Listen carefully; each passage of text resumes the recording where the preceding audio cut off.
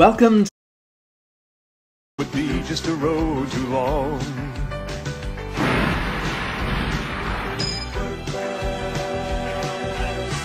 The biggest stereotype of the 1980s is that literally every cartoon was basically a toy commercial. And there's definitely a lot of truth to that. He-Man, My Little Pony, Transformers, each of them had a toy line. Actually, each of them existed because they had a toy line. And the 80s is definitely responsible for the trend that lasts to this day, where if a cartoon isn't selling enough toys, then it's deemed a failure and cancelled. For years and years before the 80s, though, it was actually illegal to make a cartoon that was just a commercial. It's the reason that the 60s Hot Wheels cartoon was cancelled. But in 1984, these limitations were stripped back, and it became a free-for-all. It was determined that the market would decide what was good for kids to watch. It was a decision so bad and corporately driven that you'd think Agile Pie made it. But it wasn't long before every single toy in existence had a cartoon. You might think I'm joking, but every toy had a cartoon, including the Rubik's Cube.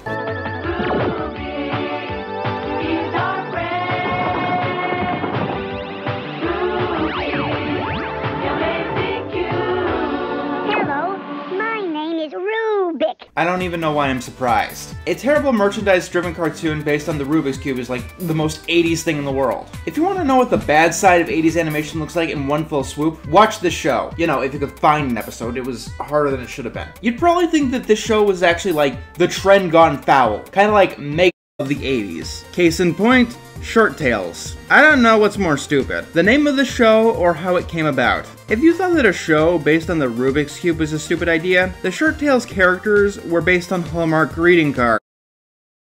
Vision.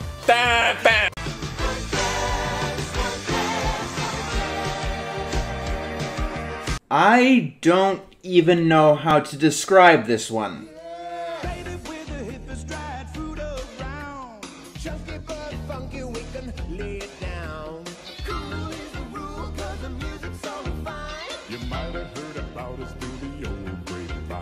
Yeah, that California Raisins had a cartoon. You know what? I don't even know why I'm surprised. Most cartoons in the 1980s were made for advertising things. So why not just cut out the middleman and make a show out of an existing advertising mascot? Honestly, this is probably...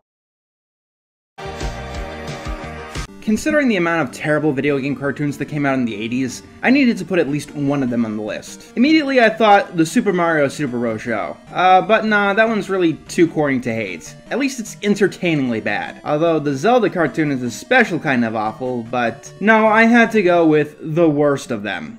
Wake up, Kid Icarus.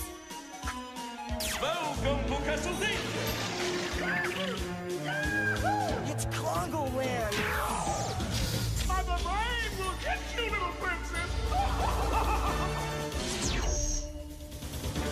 Captain N, the Game Master.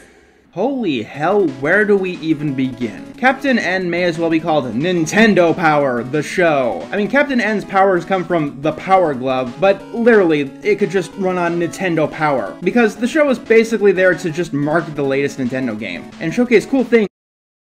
I get a little bit miffed.